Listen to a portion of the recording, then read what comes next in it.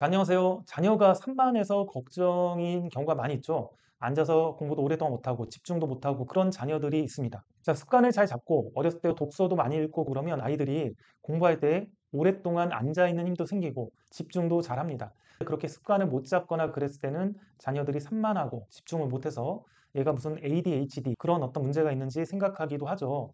그런 거를 일단은 따져보기 전에 살펴봐야 할 것들이 있습니다. 예를 들어 컴퓨터 관련한 것들도 어떤 문제가 생기면 전혀 예상치 못한 거에서 해답이 나올 수도 있거든요. 가령 컴퓨터가 굉장히 느려지고 그러면 소프트웨어적인 부분이나 램이나 이런 것들이 문제일까 생각해서 그런 것들이 신경 써보는데, 그러다가 하드에 있는 많은 자료나 동영상 그런 것들이 있으면 그런 것들을 좀 다른 데다 옮기고 하드를 좀 비워 놓잖아요. 그럼 컴퓨터가 엄청 빨라집니다. 그러니까 하드가 여유가 있어야 컴퓨터도 빨라지는 거죠. 이런 식으로 뭔가 예상치 못한 것들이 있고, 제가 예전에 샀던 컴퓨터는 블루 스크린이 계속 되는 거예요. 산지 얼마 안 됐는데. 그래서 컴퓨터 집에 가서 매번 윈도우도 다시 깔고 여러 가지 것들을 수리를 해도 똑같은 증세가 벌어지는 거예요. 하루는 컴퓨터를 잘하는 사람을 만나서 물어봤더니 그분이 그러더라고요. 전원 부분을 혹시 교체를 해봐라. 파워가 문제일 수도 있다. 그러더라고요. 그래서 제가 전원 부분을 교체를 했더니 정말 거짓말같이 블루스크린 현상도 없어지고 정상적으로 작동을 하더라고요. 제가 이런 말을 드리는 이유는 뭐냐면, 저 같은 경우는 글을 쓰는 직업을 가지고 있기 때문에 글을 쓰거나 뭔가 집중해야 될 때는 정말 많은 걸 차단합니다. 기존에 단톡방에 들어갔으면 단톡방들은 다 탈퇴를 하고요. 사람들도 안 만나고 스터디 카페나 도서관 그런 데 가서 이제 글만 쓰는 거죠. 글 쓸 때는 휴대폰도 전원 꺼놓고 그렇게 쓸 때도 많이 있습니다. 저는 집중력이 굉장히 중요한 직업을 가지고 있다 보니까 여러 가지 것들에 대해서 민감하게 체크를 하거든요. 내가 이런 행동을 하거나 이런 거에 노출됐을 때 내 집중력이 감소하는지 안 하는지 그런 부분들을 체크를 많이 합니다. 제가 좀 민감하고 특별한가라고 생각을 해봤는데, 불편한 편의점의 김호연 작가라고 아시죠? 그분이 쓴 모든 책을 다 읽었거든요.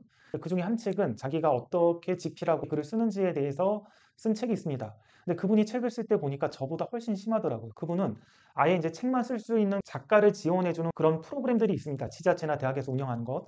그런 데를 신청을 해서 거기 합격을 해서 그곳에서 정말 아무도 안 만나고 글만 쓰는 겁니다. 하루 종일 글만 쓰는 거죠. 그러니까 절에 들어가서 우리가 뭔가 공부를 하는 것과 같이 그렇게 차단해서 글을 쓰더라고요.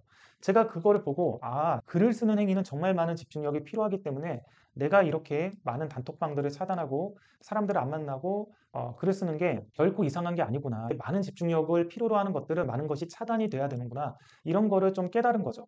그래서 제가 여러 가지 것들을 체크를 좀 많이 해봤는데요. 일단 이렇게 단톡방이 있거나 혹은 SNS 이런 부분에 노출이 되거나 혹은 사람들을 만나거나 그러면 나도 모르게 많은 에너지가 쓰이기 때문에 뭔가 집중해야 되는, 공부같이 집중해야 되는 것들에 굉장히 힘들 수가 있습니다. 페이스북에 저크버그 그런 사람들 같은 경우는 옷을 똑같은 걸 여러 벌 사서 한 벌만 입는다라고 하잖아요.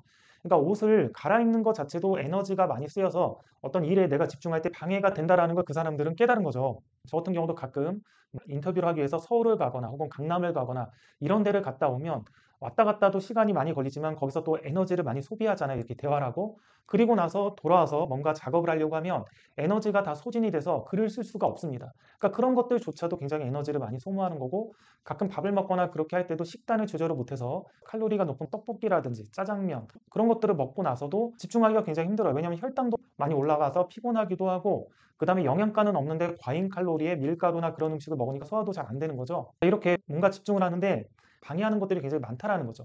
그래서 집중을 하기 위해서는 어떻게 하냐면 일상의 루틴을 잡고 루틴대로 조용하게 활동을 해야지만 집중이 돼서 글을 쓸 수가 있는 겁니다. 글을 쓰는 행위가 뇌를 많이 쓰고 집중력이 필요하기 때문에 공부하는 행위랑도 비슷하다라고 생각을 하는데요.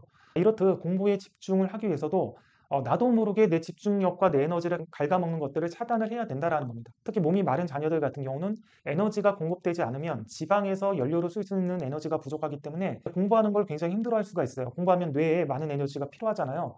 몸이 마른 자녀 같은 경우는 주기적으로 양질의 식사를 제공을 하는 것들에 신경 써야 되고요. 그 다음에 자녀가 여러 가지 것들에 신경 쓰지 않는지도 체크를 해봐야 됩니다. 단톡방이라든지 SNS, 휴대폰, TV 이런 것들에 노출이 되어 있지 않은지, 이런 것들이 차단이 돼야 집중이 되거든요. 심심한 상태가 만들어져야 됩니다. 글을 써야 돼서 여러 가지를 다 차단하고 사람들 연락도 안 받고 혼자서만 있게 돼버리면 어느 순간 정적 속에 이렇게 있게 됩니다. 아무도 나에게 연락하는 사람들도 없고 내가 궁금해서 읽어볼 채팅이나 그런 것들도 없어지는 거죠.